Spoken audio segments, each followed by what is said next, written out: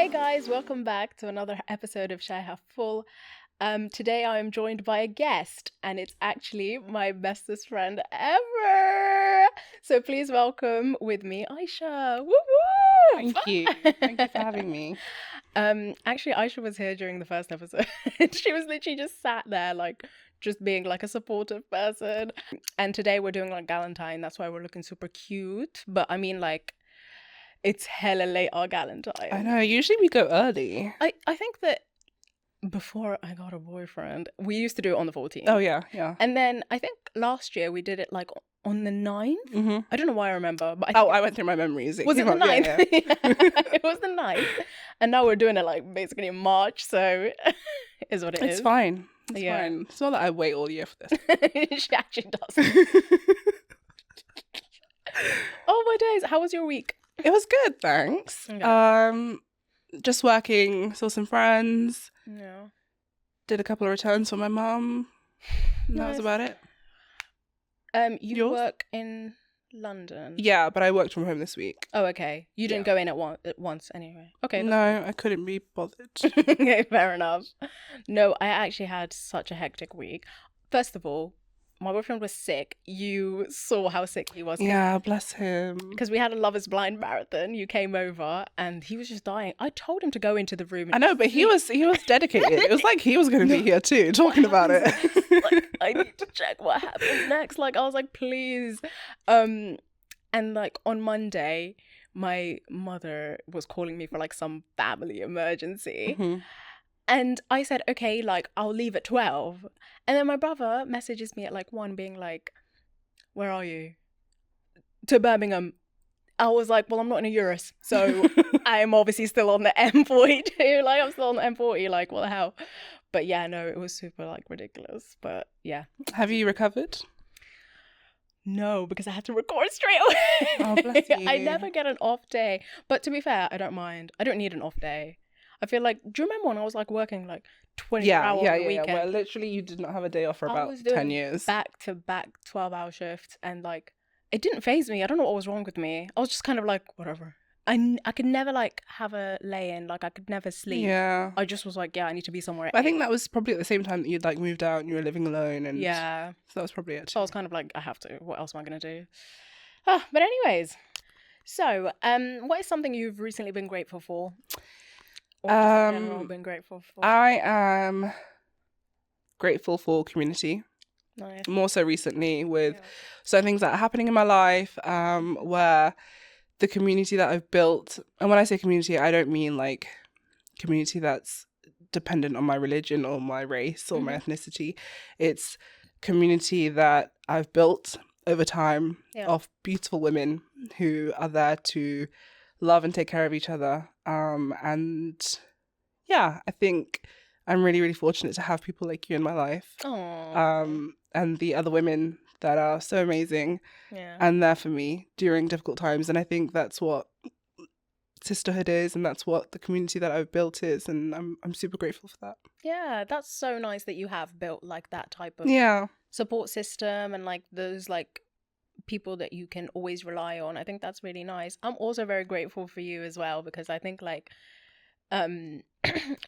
you've really taught me what female friendships like are, and like how you're supposed to be there for someone and stuff, because I think a lot of the time you just kind of are like, oh, it's okay, like this person's just like busy or whatever, but we always make time for each other, and we have like that nice like sisterhood as well, so I love that. Absolutely. Yeah, like especially with you, I think we've come a long way, and I've learned so much from you. Like, it's an honor that you're saying you've learned things from me, but you have been a teacher in your own right to me for so many things, and I've learned so many things from you, and I'm so appreciative and grateful for that. So stop, I'm gonna cry on that. Let's not. Let's not cry. The first time I cry has to be like at least a year in. Like, it can't just be straight up. Everyone's gonna be like, she's a wreck. But yeah, guys, don't forget to like, comment, and subscribe, okay? Because the views are not they're not correlating with the subscribers. I'm checking the stats, and you guys need to be liking, You got commenting, like and a subscribe. KPI dashboard going Yeah, on. for real. Even the haters, I don't lurking. Why are you saying anything? How can you be a good certified hater if you're not subscribed? Like, you need to be following what I'm doing so you can start hating. Do you get it? Like, Do better. do better. Okay, so we actually have like 2 main topics. So with the first topic, I'm just gonna go in and like, I'm just gonna mention one thing that's like that happened when we first met. And when I spoke to you, and you kind of mentioned that you were divorced, you literally whispered it. Like, if anyone else heard this, like, you were literally like, I'm divorced. Like, it was literally like, I was like, goddamn, like, what? Like, what did you just say? Like, I can't hear you, bro. And I was just like, maybe this is something that we shouldn't be talking about because we were at work. Did you get it? But I wanted to like kind of just like delve into everything that happened at the time, and because I know that there's a lot of stigma in Pakistani community, also in like my community, Sudani community, and in general in like the Muslim community.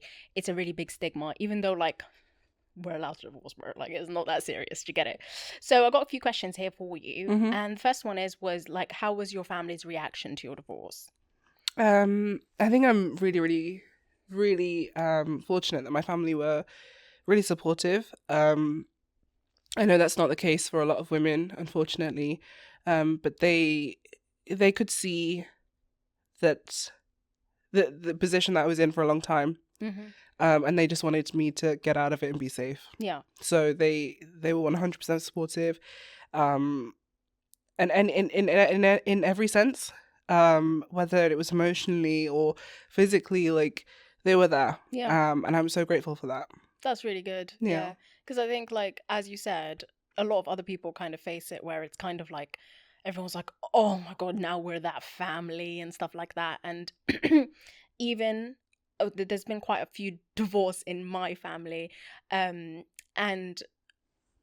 like, we also have this thing where, like, if someone has kids, then, because you know, like, when your kids go get married, then, like, usually they ask, Oh yeah, the yeah, community, yeah. like, is she a scare? Anyway, like, they usually ask the community, like, well, what's going on with this girl or what's going on with this guy?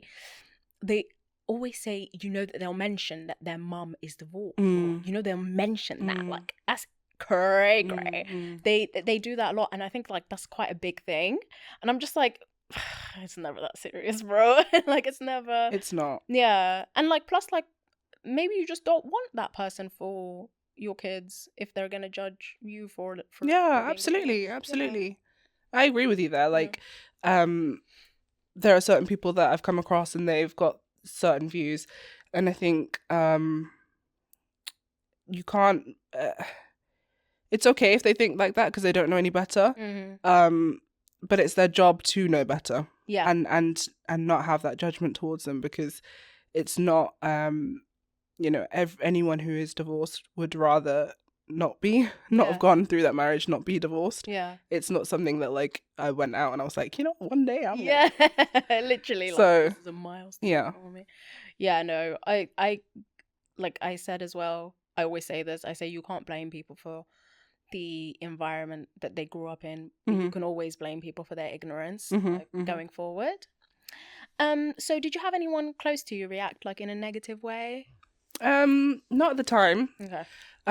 Like, mainly my support circle was my family. I'm very close to them. And I had a couple of friends who were good at the time. I think it's more sort of afterwards. I think when you're going through something traumatic, you are just going through day by day and trying to make it out alive. Yeah. Every day seems, and it sounds dramatic, but every day is that tough. Yeah.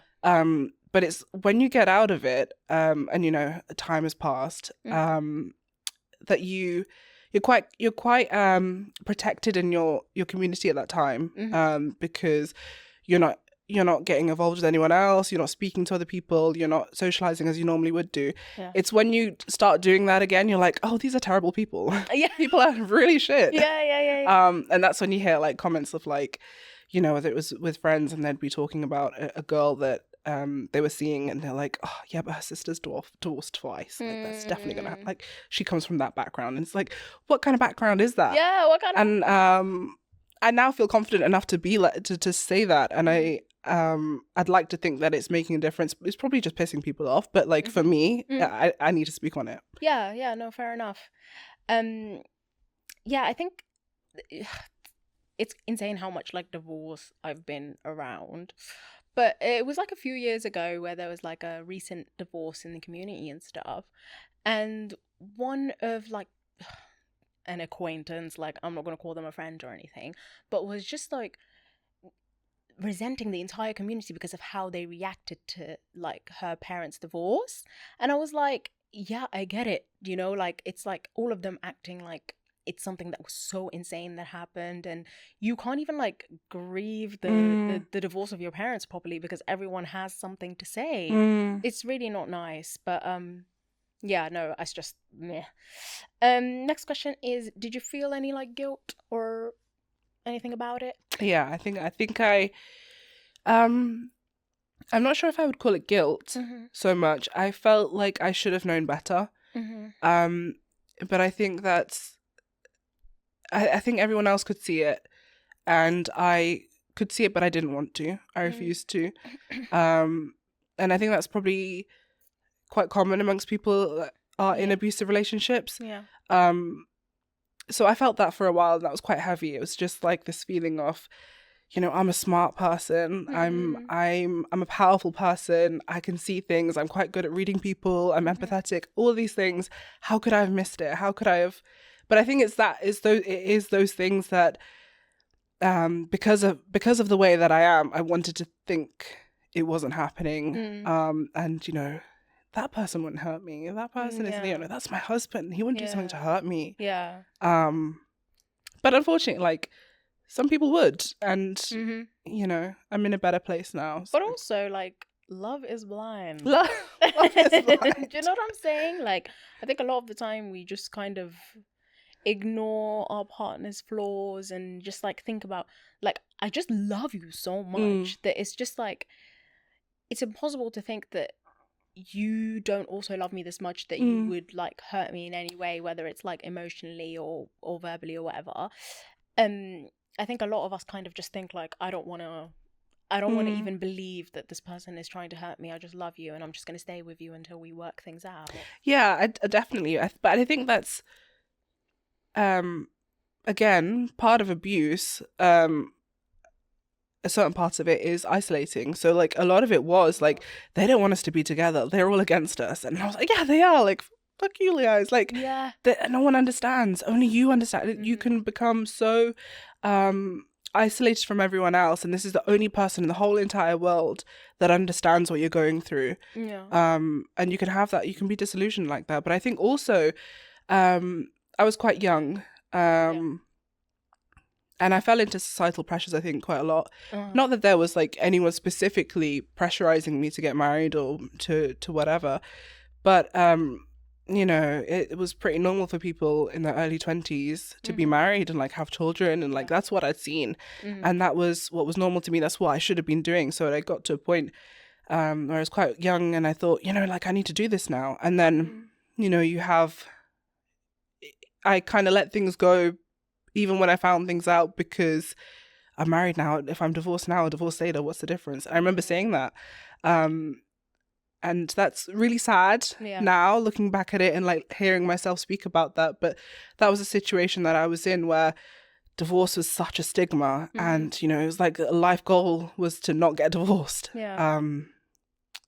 But I'm proud of like the journey that I've been on, and where I am now. Yeah, absolutely. Absolutely. And it's funny you mentioned about how you were like, these people are all like lying to me, because it's obviously nothing like similar to what you went through, but I just remember this hilarious time when I was in school, and she was literally like my closest friend. Like we were locked in, and her boyfriend was like cheating on her like every other week. Like always going to a party, cheating with someone. And then when I was like, why the hell are you with him? Sorry. He was like, sorry, I can't stop laughing. He was like, Amani's jealous because no one wants her. Stop. Who said that? I was like, goddamn, like That's deep as wild. hell.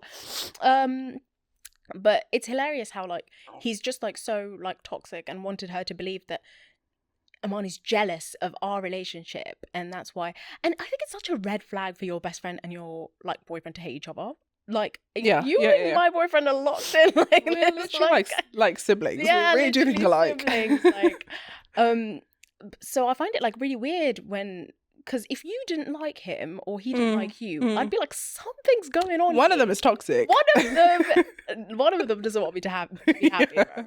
Yeah. But yeah, no, like I think that you should always listen to the people around you, like, because they see it from a different perspective. Yeah. You should always do that. Yeah. Yeah. Yeah, so I got another question. Did you feel any support from anyone like during this time period? I know you said that your family was like quite supportive and not like too toxic, but like anyone else in your community or I think helped you? I think friends. I had a couple of friends that were good, but in terms of community, I kind of my family kind of sheltered me from the rest of it. Yeah, I think they knew what it could feel like. So I can't say that like the community was great about it, because I think there still is a stigma, unfortunately. But that doesn't matter because my community is very small. Yeah, that's good. Yeah. All right. So we're gonna move on to another topic. Okay, so our next topic is to do with hijab. So when I did meet you, you didn't have, you weren't wearing hijab at the time. And I think it was quite recent that you weren't wearing it as well, because I remember asking you like, oh, like, do you wear a hijab during Ramadan? Because it's quite common, like some people, and you were just like, this is my first year. Yeah. Like, oh my God, that's crazy. Yeah. So let's just like dive in from the beginning. From what age did you wear hijab? 11. So I had just finished primary school. Yeah. And the intention was always to wear it. I grew up in a family where all women wore it. Okay. At a young age as well, like all women started at. Like 11? Yeah, like very young. Okay. They started a lot younger, which Okay. But for me, I thought the best sort of transition into it would be when I'm going to secondary school. Yeah. To start it then, so then it's not like a weird thing if I started later on, and then in primary school it might be a bit weird. So I'm new anyway to the school, so let's just start it there. Fair enough. Yeah. So you won't just like come in year 8 and you're like, yeah, me now. Who's this? yeah, literally. Yeah. Okay. Cool. So how was wearing hijab in school? It was tough. No. It was really, really tough. I obviously can't say that it was tougher than it would have been without it, because I didn't experience that. Yeah. But it was really hard. We grew up in an area where it's majority white people. And the school was, me and my siblings, I think, were the only non-white people in the school. Wow. So that was hard. It was hard, and it was like you're already like an outsider because of the way you look, but then on top of that, and the way I look is in like my skin, my religion, all of these things, and on top of that, I was wearing a hijab from such a young age. So yeah, I was acutely aware that I was different, and it was tough. Yeah, I can imagine. Yeah. Did you face any criticism for the way you wore hijab? Yeah, but I think that was more sort of, I think there was like societal things growing up that, to cover up or be decent and all of those things, but they were kind of like normal. But mainly was when if I was posting on social media, they honestly, people are horrible.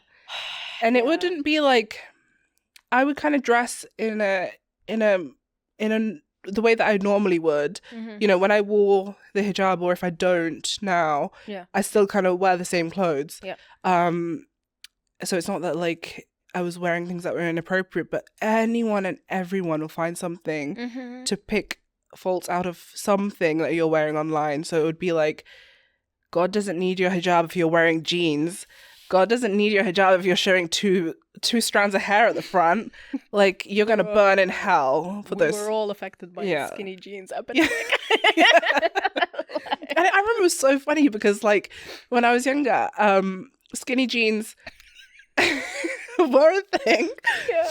But then, like, I compared them to, like, the shalwar kameez, like the Pakistani, like, outfit. So it's like a long top and then, like, trousers with it. And, like, there's a type called a churidar pajama, which is, like basically leggings. And I was like, so if churidar pajamas are okay, then that means, like, I can wear skinny jeans. The Haram police are on job, bro. But I was saying this to my sister.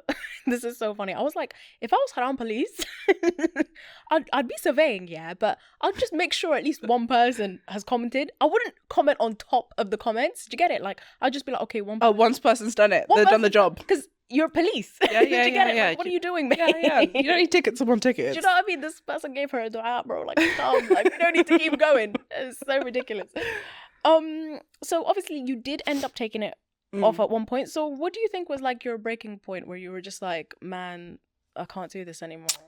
I think it was a mix of things. It was COVID had hit, so I hadn't really like worn it because I hadn't left the house for a long time. But I think also there were some personal things that happened in my life. But probably the only thing that I'd speak about today is after my divorce, I think I felt I kind of demonized my hijab because I felt like it was doing its job, but also making me feel unattractive. And I already felt unattractive and undesirable because of my divorce and the trauma from that. And yeah, I think like there's pressures that got too much from various different places. And I questioned a lot of things. Was it the right thing to do? No, absolutely not. And if I could go back, I would tell myself to be a little bit stronger and continue, and it'll get easier. But at the time, it was just something that I kind of fell into. And when you're in like that dark space, I think it's really hard to see the positive side of like, you know, keeping it on and stuff. All you're thinking about is like how much it's affected you like, with your self-esteem, with everything, like even though as you said maybe you don't think it was the right choice, but like can you really blame yourself for not seeing the light when you were in such a dark space? Absolutely. And I think often when we don't have something, we put it on a pedestal and idolize it. And I think you'll remember when you first met me, there was not a single day you would see me without a blow dry. My hair was on point every single day. Lovely. Beautiful, like blonde, but whatever, we'll go into that next time. Beautiful hair that was like always done. And it was because when I had my hijab, I used to see other women and I'd be like, they've not got their hair done. Like, why would they I'd be like, why would you not have your hair done? Like, you can show your hair. Like, if I showed my hair, then it would like be done all the time. And that's what it was. It was because of that. So it became so heavy, and I blamed everything on my hijab, and that wasn't the case. And ideally I shouldn't have done it, but by doing that, I realized that there's so many other things that I need to work on, and my hijab wasn't contributing to any of it. No.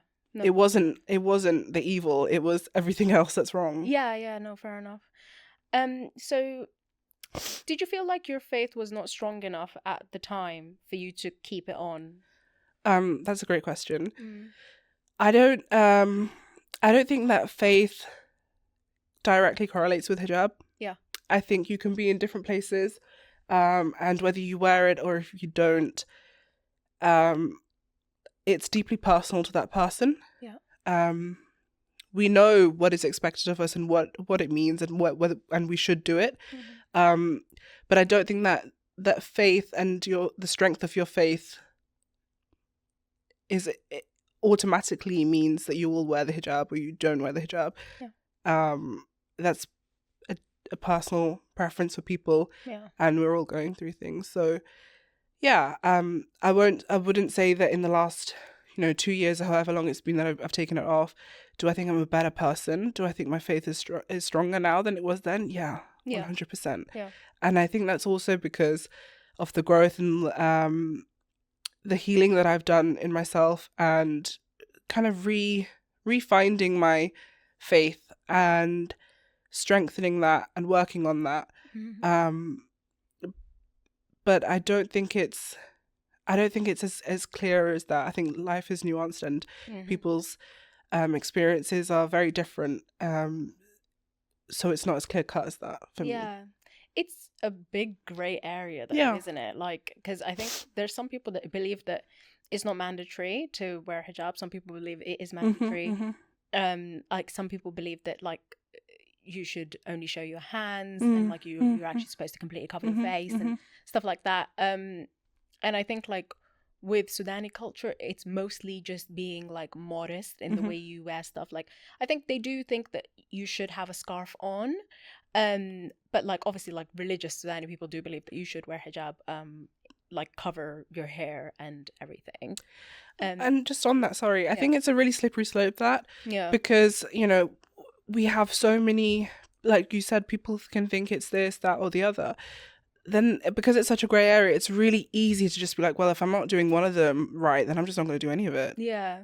You know, if one person believes, for example, if I was to go off like the comments that people were saying I'm going to burn in hell for like showing my ankles, if I went and believed that, then I could do a complete U-turn. And I think people need to be a bit more cautious and careful with like what they say and the depth of it and what it means to someone in that moment. Exactly. I just think that people, sometimes I say this, that like some people don't believe that the person on the other screen is a real person. Do you get it? Like people just feel like this screen protects you from any consequences and like of your words. Like you can say anything to people and nothing will happen, which is obviously not right because it really does affect people and stuff.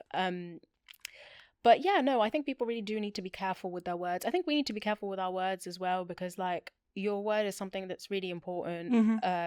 It shows like, it shows like your character, your personality, your soul, everything.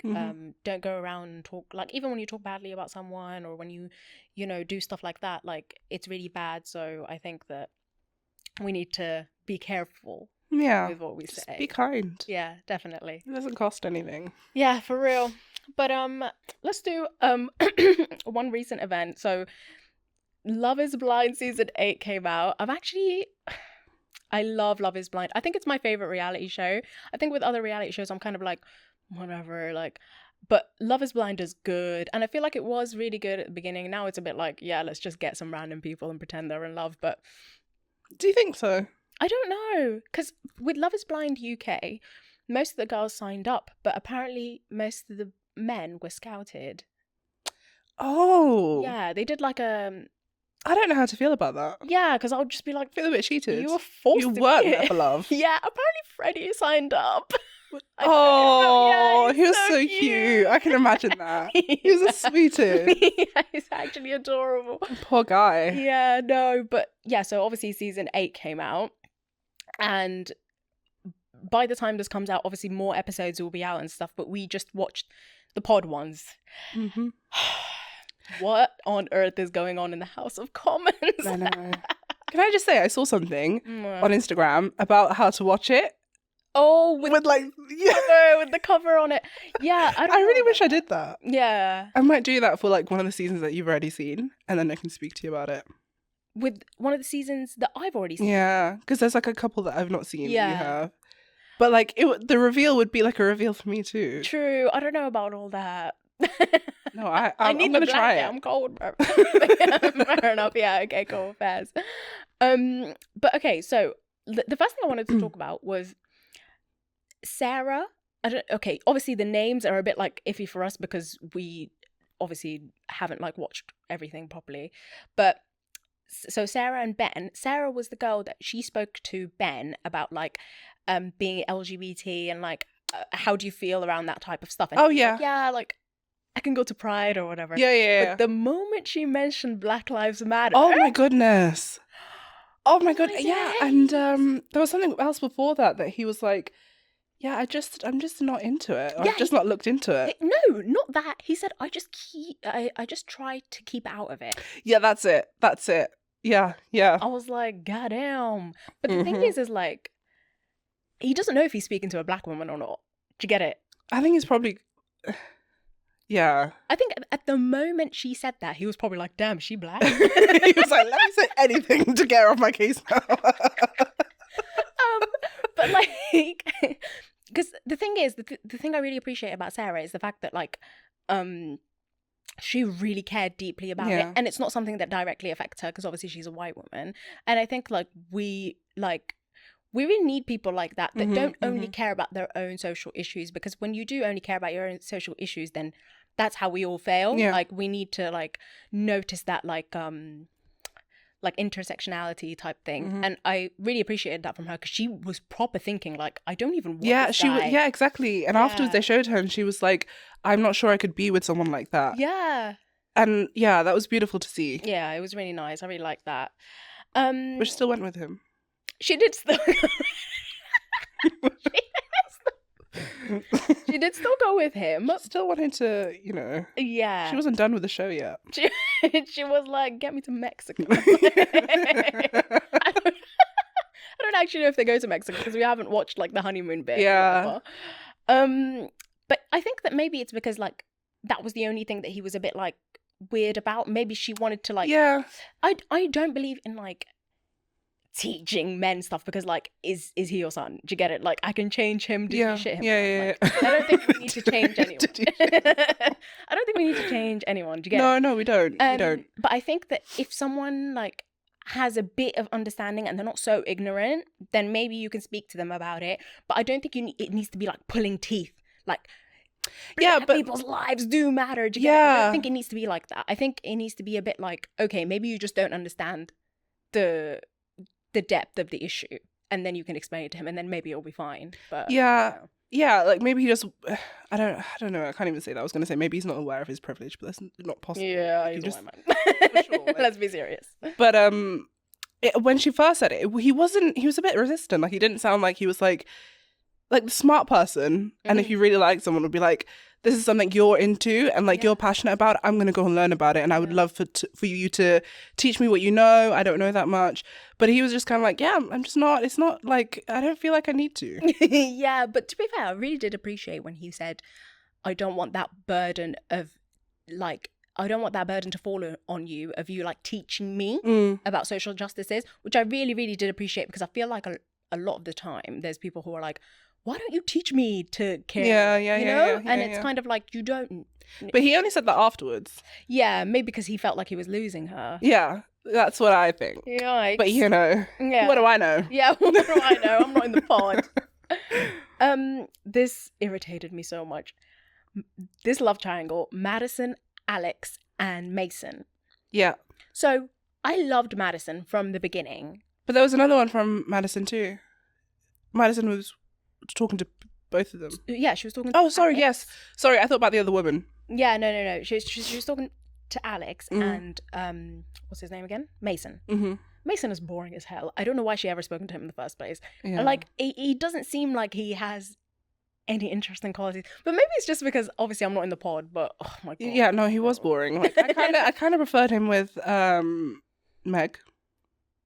Yeah. That's what I was talking about, Meg. Oh, yeah. Yeah, like I still don't care for him, but like he was like aliens and shit. Like they actually had like a conversation. They were doing some weird ass conspiracy thing. Yeah, I'm like, go off. Like I'm all here for it. Like they were talking about weird stuff. I forgot what it was, like the green slime or whatever. Yeah, he was like, there's a green tablet that they found in the pyramids or something. Yeah, that the aliens built. Okay, I guess you guys, and it was glowing.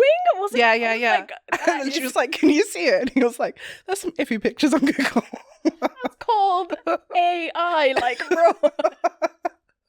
But anyways, like, I think Mason put his eggs in one basket when he kind of told Madison that she was his number one and everything, and I think it was really unfair on Meg because Meg only was speaking to Mason. But anyway, he's boring as hell. Why is everyone fighting over him? Like, I just can't bother. I love Madison, and I think she would have suited Alex if Alex wasn't so immature in the end. Do you think he was immature? Yeah. I think he was just really scared. He's immature. What's he scared of, though? I think, like, maybe I saw it from, like, his perspective of... Right. There were a couple of things that she like a couple of things that kept happening, and he was just very, very scared. Because she was an avoidant. Yeah. And he's anxious. Yeah. And then I'm trying to recall the conversation now, but I didn't leave that thinking, oh my God, like he's so mature. I left it thinking he's just scared. Yeah, to be fair, I feel like I'm being a bit unfair, like when I say immature. I think I was just really sad with the way he reacted because, like, okay, so Madison has obviously said that, like, Mason is, like, playing two girls and he didn't know how he felt and stuff like that. And Alex kept defending Mason. And I think that, like, I don't think it's a bad thing for him to defend Mason, but you know how torn up Madison is about it. And this is the person that, like, you basically let her break up with Mason because you guys wanted to be together and everything. And then in the end, you're just like, oh, I don't know, like, I feel really bad for Mason. And she's obviously saying, can you stop mentioning Mason? Yeah. And he keeps doing it. Because when I was watching it with my boyfriend, I said to him, I was like, at first I was like, oh, like, I get it. Because I'm like Alex, I'm usually like, oh, but like, what about the other person? Like, let's look at all sides. And then at one point I was like, you're doing too fucking much. Like, you're doing way too much. And this is like your partner. Like, you should not be like that with your partner, especially if you know they're like upset about something. It's mean. At the end of that, I was like, it kind of got to a point and I was like, they just need to see each other. Because, you know, like, really? You can just relate to it. Yeah. Like, where you, maybe you've been in a situation where you've not seen them for a while and, like, you just start bickering over the stupidest shit. Yeah. Or, like, am I allowed to swear? Yeah. Sorry. It's okay. Yeah. Where you just start arguing for no reason, or like you're just going in circles because at one point you didn't even know what the problem was. There was just like a little bit of quietness, or like they were just too quiet and the other one didn't understand what was happening. Yeah. So I was like, they just need to go for the reveal. But I'm kind of glad that they didn't. Yeah, I'm glad as well. I don't think that they would have lasted. I think that when it does come to, like, you know, when all of them like meet up. Oh yeah. I think when it comes to I can't wait for that. It's tea. I'm like, so I can't wait. for that. I can't wait. Obviously, the other episodes came out yesterday, but we just don't have the time. We're busy people. Okay, so away from that, so because like me and Aisha actually did like a marathon where we were watching the first two episodes. Yeah, 2.5. 2.5, yeah, the third one as well. And the moment Dave came on the screen, we were like, we're just gonna hate watch this guy, like, because he said something like, I think he said it to Lauren. He was like, "Oh, how old are you?" And she said 30. Yeah, he goes, "You're not attractive anymore, then, mate." Yeah, mate. Like, what on earth? I just can't even cope. And then obviously he does end up with Lauren. But then there was who was Molly. The other girl? Molly in between. The redhead, yeah, Molly. Obviously, like, I don't know. Lauren's never been in a relationship, has she? No. And I think, but we said that from the beginning, right? Yeah. Like, as soon as the first conversation that they had, she'd already said that she's not been in a relationship or whatever, and we were like, and she was gelling with him, and everyone else was like, ew. Yeah. And we were like, that's exactly why. Yeah. Because you've never been in a relationship. Yeah, and maybe you can't. She couldn't see what was wrong with how he was behaving. Yeah, because the thing is, at first, when she said she'd never been in a relationship, I even said this to you. I was like, I don't think it's that crazy at this day and age to have never been in a relationship when you're like 30 or whatever. Because I'm like, the dating pool, like, bro, do you know what I'm saying? So I was like, I don't think it's that crazy. But also, it makes a lot of sense that she would end up with him. Like, it makes a lot of sense for Lauren to end up with Dave, because like your first relationship is always a narcissist. You get it? Like, it's never like a normal. It has to happen. Yeah, it's like a rite of passage. Canon event. Know? And also, like, when Dave was what was it? When Dave was trying to break up with Molly, he was not being very direct. I don't know if you remember. Oh yeah, and she was like, "You're almost saying it in a way that like I have to make the decision." Yeah. And he was like, I think I just said it. Yeah, but you didn't though. Yeah. And I don't like that at all. It's a really, like, even like when my boyfriend was watching it, he was like, this is a very manipulative like way to break up with someone. And I was like, yeah, like, you're not supposed to do that. You're just supposed to say straight up why you don't want that person.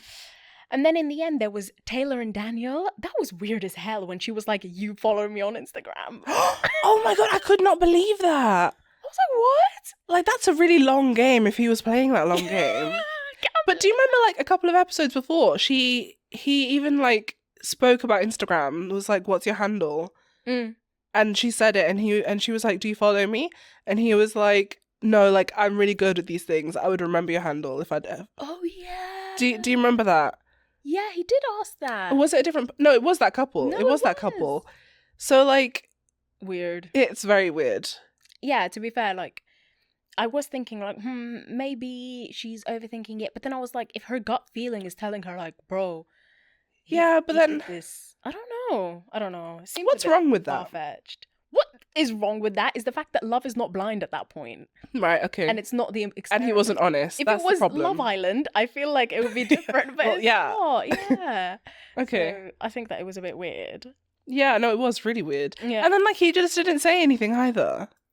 Like, when she confronted him. No, I don't have a picture. Yeah, and he was like, he was like, there definitely isn't a Christmas tree. There's a fireplace, but there's no whiskey. It wasn't whiskey, it was gin. Like, he was saying. Oh, but I didn't see any, like, snippets of them, like, in, like, Mexico. I keep saying Mexico, but I actually don't know if they go to Mexico. They usually go to Mexico. Yeah, I didn't see any snippets of them, like... I didn't look any further. I don't want to spoil it. Yeah, fair enough. I don't know if they do or not, but whatever. I doubt it. Ciao. Because she also said he was too short. It wasn't then that short though, was it? No, but do you, like, after the reveal, she was like, yeah, he's shorter than my usual height. Yeah. So then I was like, is she looking? She's trying to get out because he's like 2 inches shorter than what she thought he was. Maybe. Who knows anyway. Who knows? Anyways, let's move on. Just the last question. You got any recommendations for the audience? Just any, like, TV show? Anything? I have an Apple TV recommendation. Yeah. Oh my goodness. I don't know if I've ever spoken to you about it, but Slow Horses. Oh yeah, you have. Oh, it's so good. There's a character in there who is just like this grumpy man, and honestly, like, I feel like I am him. And when I was watching, I was like binge watching, and I would like start behaving like him. Like, I was so sarcastic, so like grumpy, so miserable, and I was taking it out on my family. Like, not in a bad way, but they're like, I should chill out. You are not Jackson Lamb. Honestly, Jackson Lamb is my spirit animal. Like, I loved it. Yeah. That was awesome. I think there's a new season coming out like in a few months, so I'm very excited for that. Definitely recommend that. Okay, good stuff. Oh, also, Dune. Oh, okay. Have you seen it? No, I haven't. I'm just like judging. But yeah, I know. I get it, because I was like that too, and I was like, I don't like any like sci-fi stuff and like fantasy stuff. Like, it's just not for me. Yeah. And my brother was like, come on, like, we're gonna watch it together and it'll be good. Like, you'll like it. Yeah. Honestly, is it actually that good? Yeah. Like, without Dune, you would have no Harry Potter, no Lord of the Rings, no Star Wars. Like, Dune was there before all of this, and all of them kind of like follow the chosen one kind of idea behind the rest of it. But Dune was amazing. I know it's like 2 or 3 hours, but it's well worth it. Dune 1 and 2. Amazing. Wow. I think when something's too long, I'm like... Oh. Yeah, no, I split up. I watched it. Fair enough. Yeah. I can't sit there for 2 hours. Yeah, it's too 3 long. hours. Yeah, you definitely can't. I really can't. I'm itching to go. No, guys. Piss off. Like a minute now. But yeah, no, it was lovely having you as a guest. Thank you so much for coming and being so authentic and talking about your experiences, because I think it's really important for other people that are going through the same thing or whatever it is, even when they're thinking about taking off their hijab. Just hearing you talk about it, I think it can help them a lot, especially when you said about like it not correlating straight to their faith and stuff. So thank you for coming, and thank you for like talking about everything. It was amazing. We're going out after this. Thank you for having me and giving me the opportunity to speak about such important topics that, like you said, like they affect so many women, and we have to be there for each other and to support each other, I think. Definitely. Yeah. We're here to build good, nice community. No haters, please. Unless you're subscribed. But anyways, yeah, make sure to like, comment, subscribe, follow, leave a 5-star rating, whatever you're doing, whatever platform it's on. Give me some love, get me. But yeah, no, thank you for watching, guys, and see you next time. Bye.